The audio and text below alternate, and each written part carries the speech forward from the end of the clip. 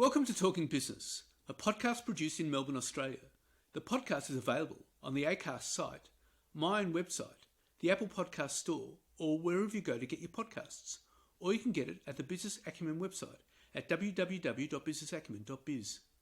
For the most exclusive access to leading economists and business leaders from around the world, subscribe to Talking Business on the Apple Podcast Store or on my website, leongettler.com. I am Leon Gettler. My job is to review and monitor the week's news in business, finance and economics. I bring it all to you every week. This is episode number 38 in our series for 2022, and today's date is Friday, October the 21st. First, I'll be talking to Renee Thornton, General Manager of Rehab Management, a leading corporate health provider.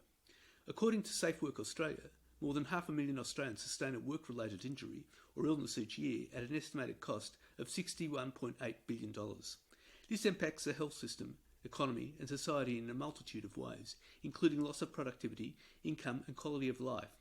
Workplace rehabilitation is the process of providing guidance and support to an injured worker to enable safe and timely return to work after an injury or illness. It's about finding the best ways for a worker to remain at work and engage with the workplace while keeping their valuable skills. And I'll be talking to economist Nicholas Gruen. But now let's talk to Renee Thornton. Renee, tell us about Rehab Management. So we're a national workplace rehabilitation provider, and we support people with injuries or illness, usually that have happened at the workplace or maybe in a motor vehicle accident, to return not only back into work, but to return back to their life and their daily sort of activities. So we employ occupational therapists, physiotherapists, psychologists, rehab counsellors and social workers, as well as employment consultants to support people in that journey to returning back into work and back into their life. So what makes a good workplace rehabilitation program? I guess we've tried and tested it for many years, but there's quite a few key attributes that when you have a look at the research on why was a rehab program effective, what it was that made it effective. And really one of the key things is really understanding the person, their injury, as well as the workplace that they're returning back to, and setting goals that are actually meaningful for that person. So it might not just be a workplace goal to commence with. It might be about returning to a certain activity that they were completing socially and building up capacity to return back into work. The other thing that's pretty critical, and it does change a bit, and I say this with a bit of a grain of salt because sometimes we can over medicalize things, but diagnosis is pretty critical as well, so we can understand that person's expected recovery timeframes and symptoms which might impact them. Probably one of the key things though is having everybody that's impacted or that is working with that person to return back to work on the same page. So having the employer, the insurer, treating parties, so the treating doctors and allied health professionals and the worker really all agreeing on what the goal is, but then also having a very open and collaborative and documented plan to get them back to that. So why should business use a workplace rehabilitation provider? I mean, what sort of return on investment can we expect?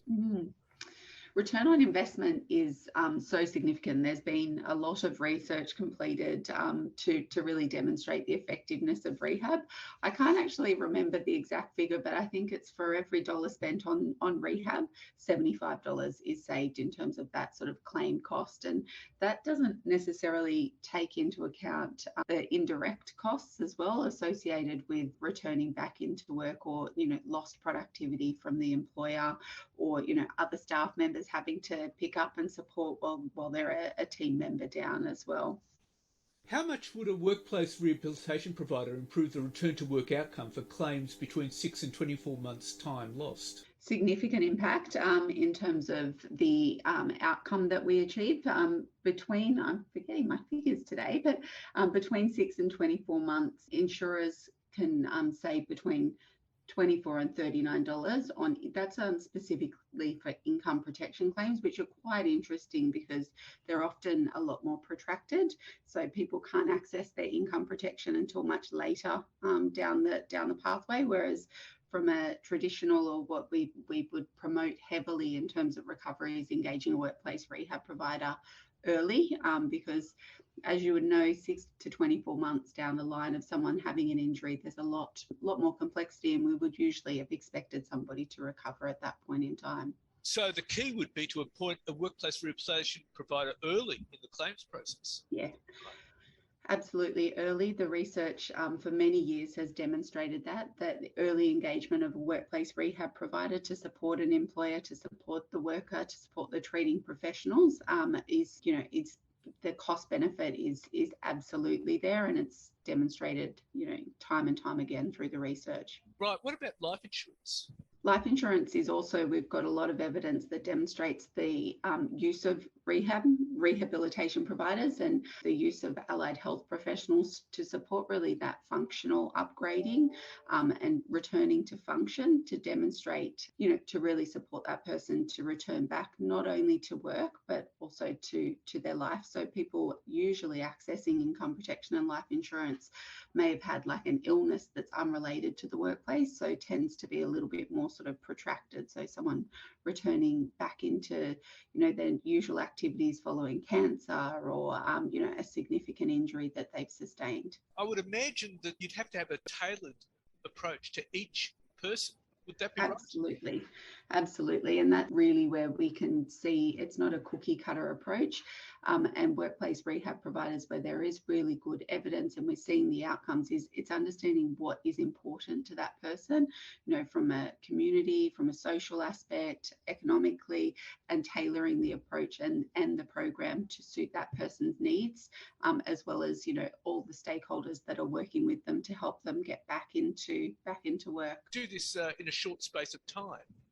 It might not be realistic. Definitely not. So it's got to be in that's exactly right, and tailored to the person's injury or illness. And it's not necessarily about being sort of faster all the time. It's being sustainable and durable in returning that person back to work. So, and that's why it's important to, like I said, to have that diagnosis really understood from the outset, because if someone's injury or illness will take sort of 6 months to return back or to get back to health again, that you don't want to be implementing a program that is going to be 3 months in duration. Is not necessarily going to be sustainable. It might help that person to set up and be able to manage their return to work independently following that initial sort of support. But surely that would mean you'd have to get the diagnosis right from the start. Yeah, diagnosis is important, but it can also change as well. So, and it is very important to understand the person's symptoms as well as their diagnosis, so that you really can develop a rehab program or a program that's going to support that person to return back in the timeframes that you would expect as well. You'd have to involve all the parties there too, wouldn't you? Absolutely. So, involving the treating doctors, treating medical professionals, allied health professionals. The balance that we play, though, is there's, and this is that tailored program.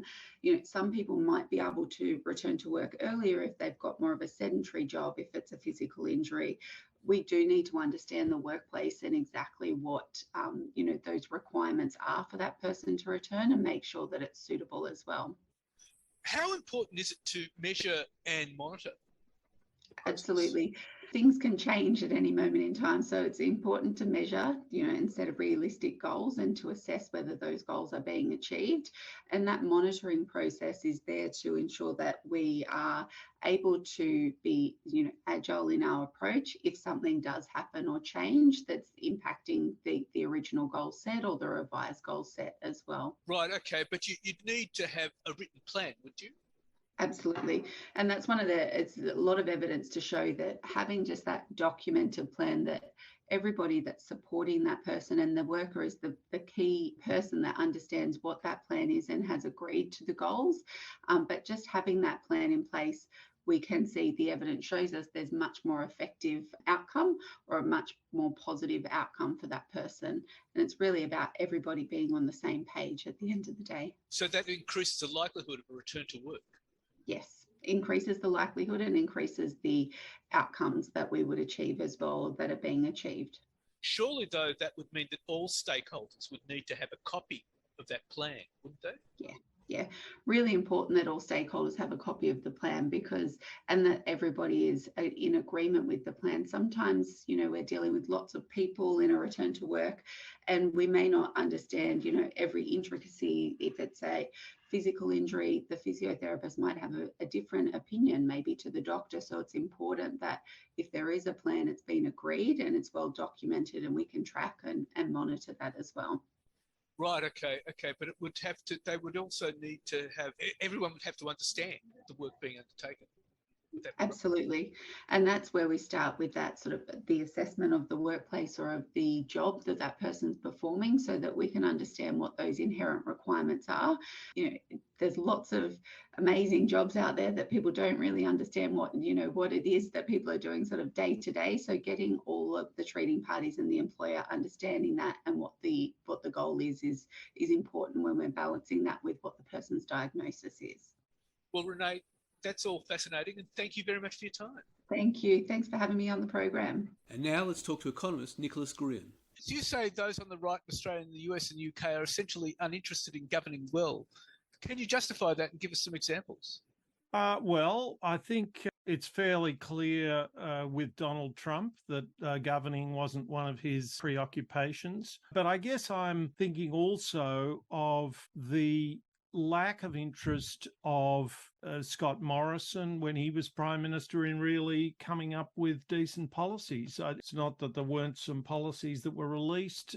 When he wanted an energy policy, he went and talked to the gas industry and asked them what they wanted. Now, normally, a politician will do that sort of thing, but they will put some effort into trying to marry the interests of various constituencies, the interests of power, with good policy. There'll be a compromise, and different politicians compromise in different ways. I just didn't see much sign of that, and now we have in the UK, who would have thought that we could get someone who was less interested in good government than Boris Johnson? Well, we seem to have found somebody in record time. This pair, Liz Truss and her treasurer, have created the UK bond market.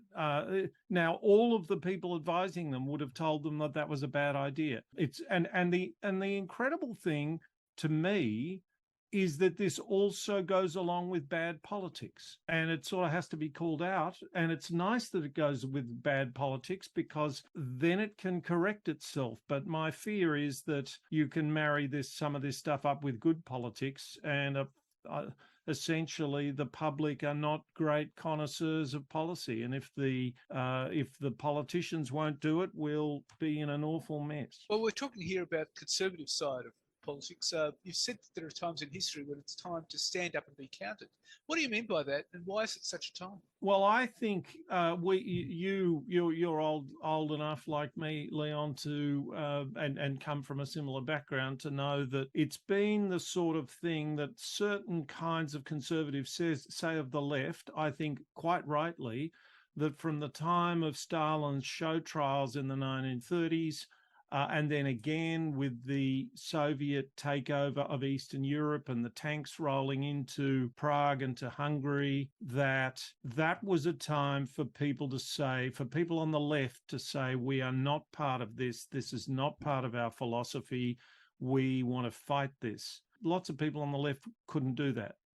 They kept making excuses. And because it seems, even increasingly, it's been the case for a long time, I suppose, but increasingly, because we form our political views by tribe and by, I call it aesthetics, other people call it ideology. We form our political views it's an awful lot of people are conservative or are left or right instinctively, and then they acknowledge that there are some downsides of their person, but really look at all those terrible things the other side have done. And one can play that game forever, and yet right now I think that it's just obvious that the left of centre parties remain, I think, somewhat diminished, but remain serious parties of government. They're kind of trying to do policy well as address, as well as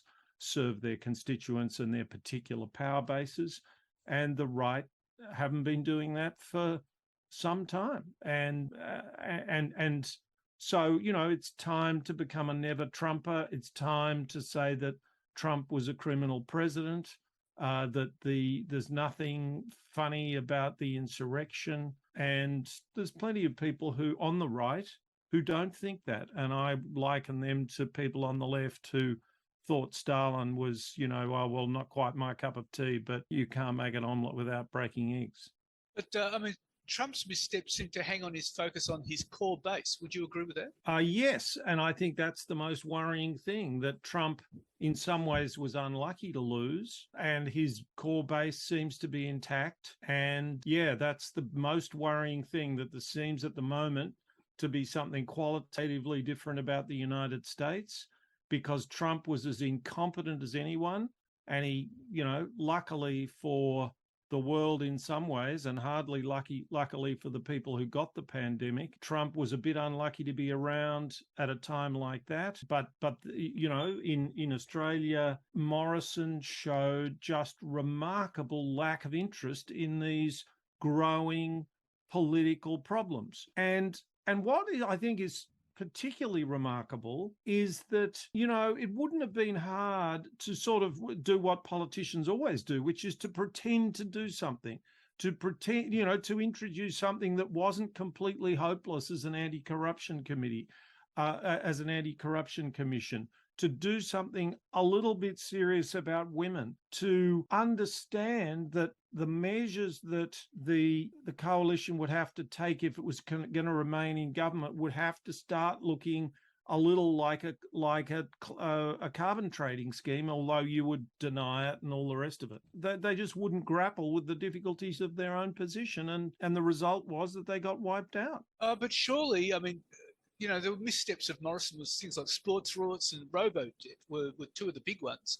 And they were voted out, yes. But surely they would have been advised that these were electoral poison. Well, yes, I think that's right. But I still don't know how much electoral poison those things are. I don't think that, people complain about those things, but I'm not sure that they change their votes. And what happened was that I'm sure this is a simplification, but what kind of thrills me is that the upper middle class stood up and played its role in the political system, which is as leaders, and upper middle class women said, we're not copying this anymore, and we're really going out to try and do something about it. And a Corp, I won't tell you my source, but a very senior Liberal said that the seats that the Liberals lost at the last election account for 80% of their private funding. So it's ripped the heartland out of the Liberal Party.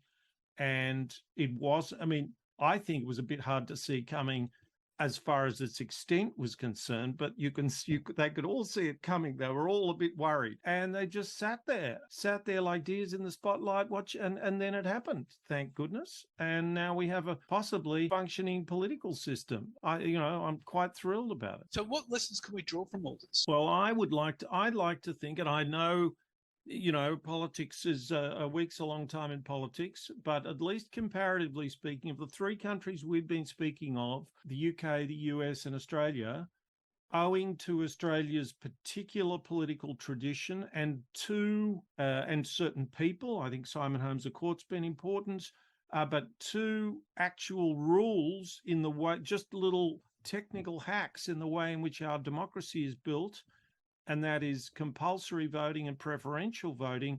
Australia, at the moment, is at the forefront of fighting back against populist madness and just plain bad government. And I hope that people are proud of that and vote in Parliament and in the electorate in a way to strengthen it and protect it. Nicholas, thank you very much for your time. It's been fascinating. Thanks, Leon. So what's happening in the news? Well, corporate Britain has turned on Liz Truss as MPs are calling on her to resign. Stuart Rose, former head of British department store M&S and chairman of the supermarket chain Asda, told the Financial Times that Truss had lost the confidence of business and investors. She's a busted flush, he told the newspapers. As Prime Minister, you have to have the confidence of business investors, the electorate and colleagues in the party. She has none of those.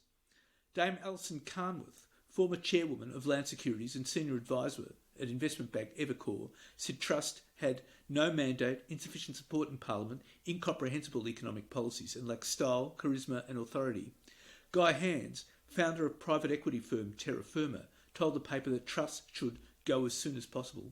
And newly installed British Chancellor Jeremy Hunt on Monday killed off almost all the tax cut proposed by Prime Minister Liz Truss in late September in a set of screeching U-turns that leaves her 6-week-old premiership increasingly adrift. After the Bank of England ended its emergency bond buying program on Friday and Ms Truss sacked her now ex-Chancellor and closest ally, Kwasi Kwarteng, Mr Hunt rushed out a slate of measures on Monday morning to placate potentially fragile markets. In a death blow to the chaos-inducing Truss-Kwarteng mini-budget of September the 23rd, Mr Hunt axed changes to income tax, dividend tax, alcohol duties and duty-free rules. The U-turns have together shaved £32 billion off the $45 billion debt-funded annual cost of Mr Kwarteng's tax-cutting package, following earlier reversals on a $2 billion income tax cut for higher earners and his $18 billion cancellation of a planned company tax increase. Mr Hunt also set a massive £60 billion plus plan to cap household energy bills for up to 2 years, which was also debt-funded, would be reviewed next April with a view to finding a leaner, more targeted scheme. After this evisceration of the Thatcherite policy agenda on which Ms Truss won the party leadership, all that is now left of her agenda is a stamp duty cut and a tax break on investment. And Chinese President Xi Jinping has signalled no change in direction for two main risk factors dragging down China's economy: strict COVID-19 rules and housing market policies, providing little lift to a worsening growth outlook. Xi praised COVID-0, his no-tolerance approach to containing infections, during a speech opening the 20th Communist Party Congress in Beijing on Sunday, although he didn't reference the virus again in sections laying out plans for the future. His slogans on China's property market, meanwhile, repeated prior language even as the sector experiences its longest ever slump due to policies aimed at curbing debt and financial risks. Those two factors have been a major drag on the world's second largest economy, with economists surveyed by Bloomberg predicting growth of just 3.3% this year, the second weakest pace in more than 4 decades. Third quarter gross domestic product data, due to be released on Tuesday, will likely show a muted recovery from almost stagnant growth in the second quarter. And Health Minister Mark Butler has commissioned a report on the Health Department's existing compliance and audit programs, following revelations billions of dollars were being rorted or wasted from Medicare each year, and the system was failing to detect fraud or errors. Treasurer Jim Chalmers has also signalled Medicare rorting could form part of the government's audit of wasteful spending amidst attempts to rein in budget costs, as the Peak Doctors Group said the claims have been grossly inflated. Dr Margaret Foe, the country's leading expert on Medicare, estimated the annual cost of Medicare's waste and rorts of about $8 billion, equated to roughly 30% of its annual budget, and more than the annual cost of running the Air Force. Health Minister Mark Butler said the overwhelming majority of Australia's medical professionals did the right thing, but it was important that every dollar in Medicare was spent directly on patient care. And Treasurer Jim Chalmers has warned that the UK and US are heading for a recession, and China is facing a sharp economic slowdown, and that will have ramifications for Australia's economy and shape next week's budget. Updated forecasts on international economic growth ahead of the October 25th budget show a steep downgrading of forecasts over the next couple of years for several of Australia's major trading partners amid global energy price shocks, the war in Ukraine and ongoing pandemic restrictions in China. And grocery prices will climb in the wake of the Victorian floods, intensifying cost of living pressures, as Treasurer Jim Chalmers warns that the impact of this latest natural disaster on the federal budget will be substantial. The total cost of the economy will not be known until after the waters have receded, but a leading economist predicts inflation could surpass a 32-year high of 8% by the end of the year. Treasurer Jim Chalmers on Monday said the government would have to factor in the cost of the rebuilding efforts and disaster recovery payments, as well as the broader economic disruption. The summer floods were expected to cost the federal government more than $6 billion in disaster relief and recovery works. The latest floods will also cost the government billions of dollars. A major Victorian agricultural companies say the extensive flooding in the state has significantly disrupted their operations. Dairy processor Fonterra, fruit and vegetable grower Costa Group, and Numi, formerly known as Freedom Foods, which makes plant-based products such as soy milk, all warned that road closures would affect their businesses. Prime Minister Anthony Albanese and Treasurer Jim Chalmers said the disruptions would push up supermarket prices and cause inflation to be worse than expected. The floods inundated more than 34,000 Victorian homes and have resulted in at least one death, with worst hit areas including Shepparton, Rochester and Echuca, home to Victoria's growing regions. And Victorians affected by the extending flooding that has claimed at least one life, left many homeless and 8,800 properties without power, will get immediate federal government support as the crisis deepens. The floods have closed down many businesses and flooded large swathes of agricultural land in a development that is expected to push up surging food and grocery prices further. We've got decade-high food inflation, and we were of the view that this hasn't peaked even before the most recent flood, said Rabobank senior food and agricultural analyst Michael Harvey. Mr. Harvey said that the floods would affect the supply of grain and milk, but fresh fruit and vegetables would be the hardest hit. Clearly these floods increase the risk we will have inflation for longer, he said. After touring flood-affected regions of Victoria, where authorities on Sunday evening had conducted a total of 698 rescue missions since the floods began, Prime Minister Anthony Albanese said adults in the worst-hit flood areas in both Victoria and Tasmania would be eligible for a one-off federal government payment of $1,000, while children would be eligible for a one-off payment of $400. These payments are in addition to support provided by the Victorian Government, which is paying flood-affected Victorians $560 per adult and $200.80 per child, up to a maximum of $2,000 per family. Premier Daniel Andrews, who described the crisis in Victoria as a record-breaking flood event, said on Sunday that 9,290 Victorians had so far applied for these payments. And the Albanese government has ended a funding impasse over the Marinus Link project across Bass Strait by agreeing to fund 80% of the project as part of a wider $6 billion package of loans and equity for Victoria's renewables, offshore wind and the VNI West Transmission Link projects. The funding is the first deployment of Labor's off-budget $20 billion rewiring the nation plan taken to the May election, and comes just weeks before Daniel Andrews seeks a third term as a state's Labor Premier. It also comes days after federal Labor unveiled a generous infrastructure package for Victoria in next week's budget. Prime Minister Anthony Albanese hailed the deal as a historic day for the state and the nation, with a series of projects that will put the country on track to be a renewable energy superpower. In a joint announcement by the federal and Victorian governments late on Tuesday, Mr Albanese agreed to provide $1.5 billion of financing from Rewiring the Nation via the Clean Energy Finance Corporation for renewable energy zone projects in Victoria, including offshore wind. In addition, Canberra will provide another $750 million in financing for the VNI West Link to ensure it is completed by 2028. Federal Labor will also provide at least $2.5 billion in funding for the disputed Marinus Link, with the remaining 20% of the project to be financed with 3 equal equity stakes from the Commonwealth, Victorian and Tasmanian governments. The agreement comes after months of intense negotiation between proponents of a link which will deliver more renewable and firming hydro capacity to the mainland. And Clough has put itself up for sale amid deepening financial problems that could disrupt major energy projects, including the federal government's giant Snowy 2.0 hydro scheme. The embattled contractor has opened a data room that has attracted a suite of major rivals as it looks for a corporate white knight ahead of a rumoured crunch point in its finances. Italy's WeBuild, Clough's joint venture partner on Snowy 2.0, is the only company remaining in the early negotiations to buy the West Australian contractor. WeBuild has been given an October the 21st deadline to submit a letter of intent should it choose to explore a buyout of its partner.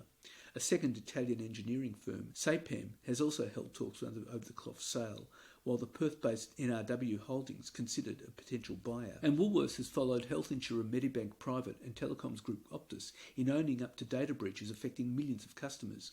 Woolworths says some 2.2 million customers of its MyDeal business have had their data stolen after the company identified unauthorised access to its systems. The supermarket giant made the disclosure late on Friday after the market had closed.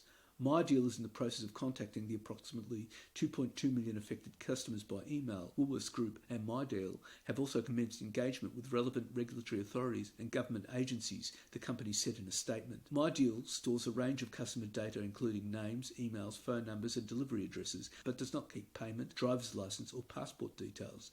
The company said 1.2 million customers impacted by the breach only had emails exposed. Woolworths acquired the majority of MyDeal in September. And at the age of 91, Rupert Murdoch is putting the band together again. News Corp has announced it will begin exploring a potential combination with Nasdaq-listed Fox Corporation. The special committee, consistent with its fiduciary duties and in consultation with its independent financial and legal advisors, will thoroughly evaluate a potential combination with Fox, the announcement says. This is a classic Murdoch move.